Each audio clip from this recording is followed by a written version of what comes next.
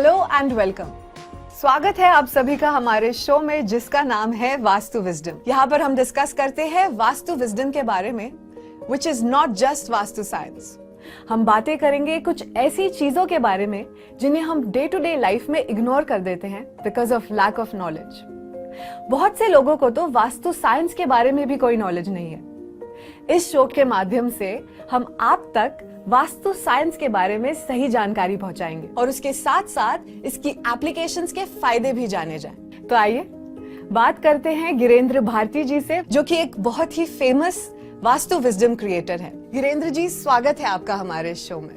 नमस्कार। गिरेंद्र जी, जीरो से स्टार्ट करेंगे बिकॉज हमारी जो जनता है वो शायद वास्तु शास्त्र के बारे में भी ठीक से नहीं जानती है। क्या वाकई में ये एक साइंस है या सिर्फ एक कॉन्सेप्ट है जो पुराने टाइम से चला आ रहा है? आप बताइए, वास्तु शास्त्र क्या है? ये एक माध्यम है और बहुत अच्छा माध्यम है। मैं बहुत सी जो टेक्निक्स हैं, जो विद्याएं हैं, उनको जानता हूं, लेकिन वास्तु को सबसे ऊपर इसलिए रखता हूं क्योंकि ये एक ऐसी टेक्निक है जिसको अगर हमने किसी के घर के अंदर अप्लाई कर दिया, उसके घर में अगर 4 या 6 लोग रहते हैं और सिर्फ एक आदमी वास्तु को मानता है और बाकी लोग नहीं भी मानते, तो भी घर के रेक्टिफाई होने के बाद उन सब की लाइफ में पॉजिटिव इफेक्ट आता ही है। तो that is the beauty of vastu. क्योंकि अगर मैं आपको कोई एस्ट्रोलॉजिकल रेमेडीज बताऊं या मैं आपको मेडिटेशन सिखाऊं या मैं आपको कोई हीलिंग थेरेपी दूं, तो जब तक आप नहीं करेंगे आप पे असर नहीं आएगा।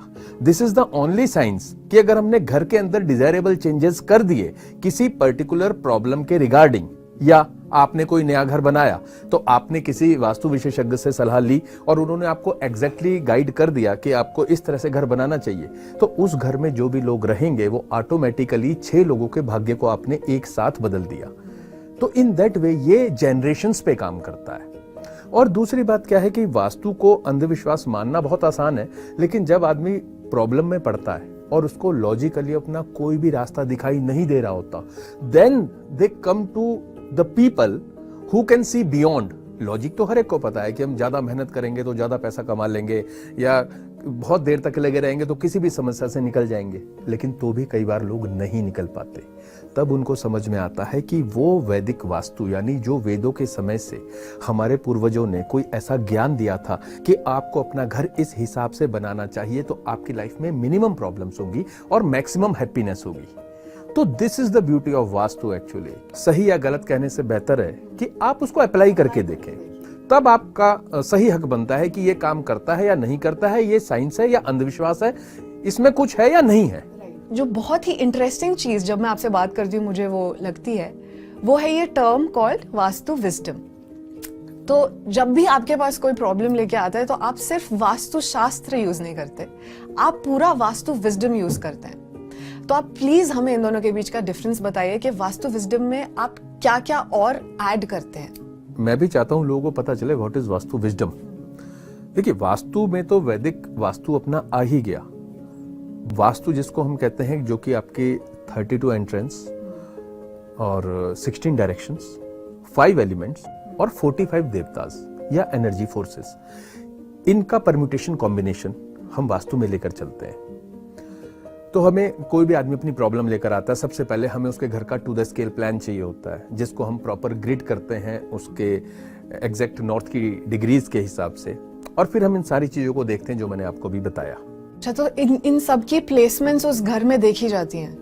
जी, देवता और डायरेक्शंस और एंट्रेंसेस, ये सब का कैलकुलेशन आप? जी, 5 elements also, that is also very important part because it comes from feng shui. Actually क्या है कि जो मेरी लर्निंग रही वो पिछले लगभग 35 साल से, I was into all this type of sciences जो भी लाइफ को एनहेंस करती हैं किसी तरीके से।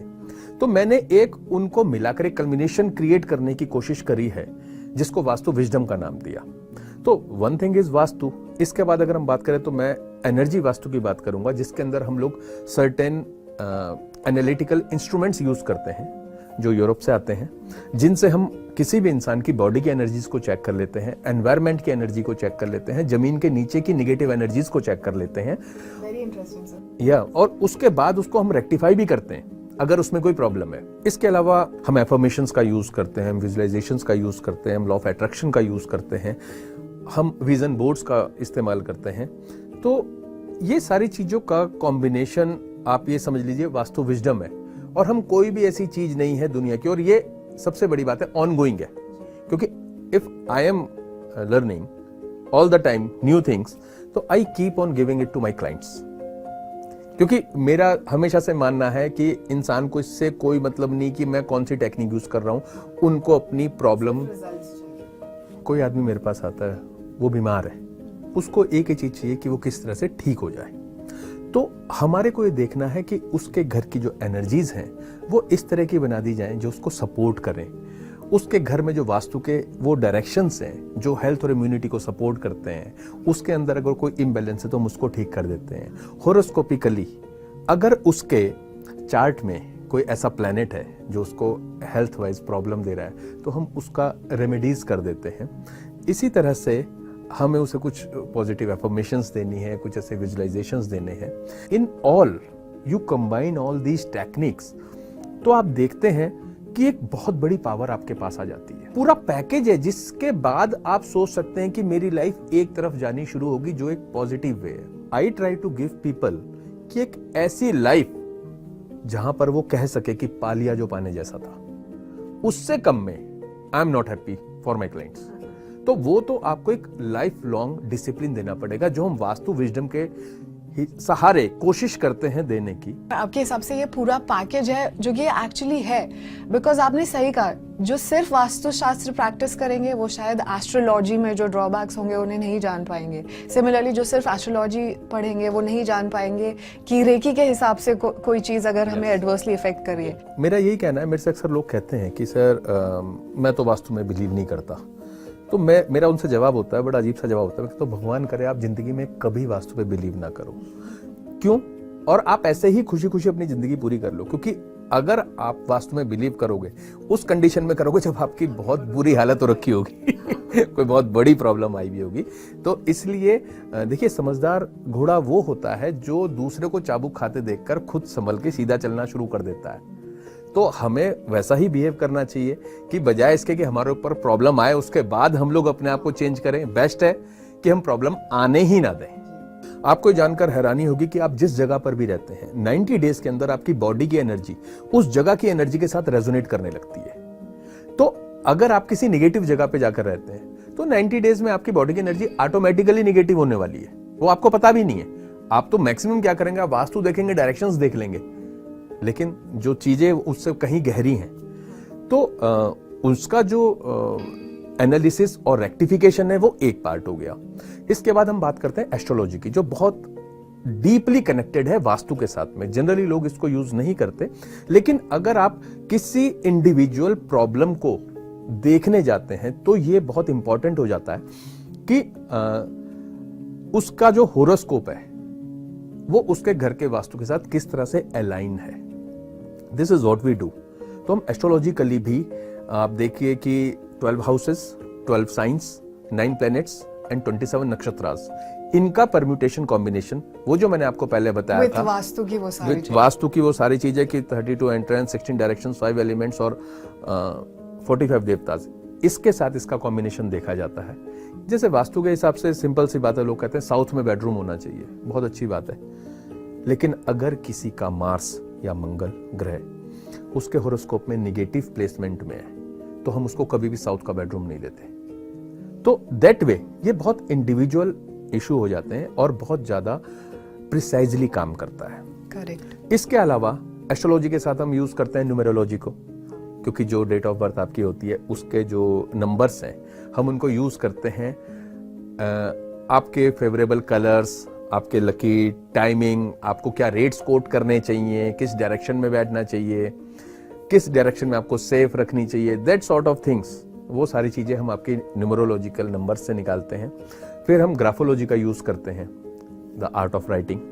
उसमें क्या है कि जो आपके नंबर्स आते हैं इनको हम यूज करते हैं आपके सिग्नेचर्स के अंदर। यहां तक देखा गया है कि अगर कोई आदमी डिप्रेशन में है, आप उसके सिर्फ सिग्नेचर ठीक करा दीजिए और उसको 30 दिन के लिए बोल दीजिए कि डेली ये सिग्नेचर करता रहे 30 टाइम्स, तो यू विल सी कि 1 महीने के अंदर वो बंदा डिप्रेशन से बाहर हो जाएगा।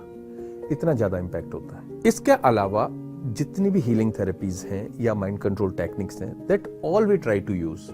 जैसे एक इजिप्शियन कारतूश करके टेक्निक है जिसके अंदर 25 सिंबल्स हैं इजिप्ट के, और उन सारे सिंबल्स को हम लोग वो डिफरेंट प्रॉब्लम्स के लिए डिफरेंट सिंबल्स हैं, उन सिंबल्स को इनिशिएट कर दिया जाता है रेकी इनिशिएशन की तरह किसी आदमी की बॉडी में। इट टेक्स हार्डली 10 मिनट्स और आपको सिर्फ दिन में 1.5 मिनट उसको मेडिटेट करना होता है उस सिंबल के ऊपर और आपको अपने पास रखना होता है और आपकी लाइफ में वो चेंजेस आने शुरू हो जाते हैं। और आपको जान के हैरानी होगी, आज तक मैंने जिन जिनको वो सिंबल्स दिए हैं 100% रिजल्ट्स हैं। अगर कोई आदमी डिप्रेशन में है, किसी आदमी को डर लगता है, किसी को लगता है कि उसके ऊपर कोई ब्लैक मैजिक हो गया है, तो it works like a very big strength for a person या प्रोटेक्शन यू कैन से। तो गिरेंद्र जी, आपसे बात करने में बहुत मजा आया, बहुत कुछ सीखने के लिए मिला और मैं ये उम्मीद करती हूँ कि हमारी जो ऑडियंस के मन में सवाल या डाउट्स होंगे वो हमने काफी हद तक क्लियर कर दिए होंगे। तो वास्तु कोई मिथ या कोई कॉन्सेप्ट नहीं है, ये एक साइंस है जो हमें एक हेल्दी और पीसफुल लाइफ जीने में मदद करता है। मैं अपने ऑडियंस से ये भी कहना चाहती हूँ कि हमारे आने वाले एपिसोड्स में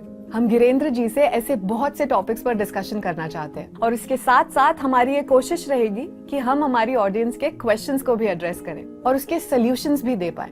अगर आपके मन में कोई भी प्रॉब्लम्स, कोई भी इशू है और आप गिरेंद्र जी से कॉन्टैक्ट करना चाहते हैं तो उसकी पूरी जानकारी हमारे स्क्रीन पर है। तो आप लोग बने रहिए हमारे साथ।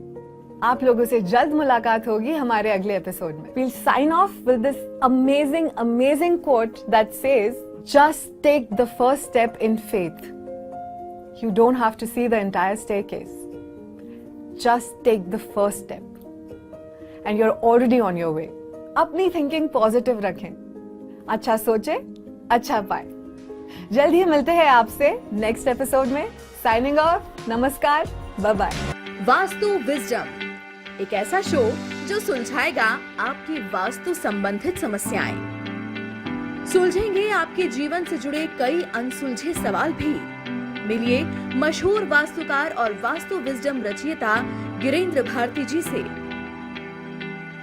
और सुलझाइए वास्तु संबंधित सभी समस्याएं।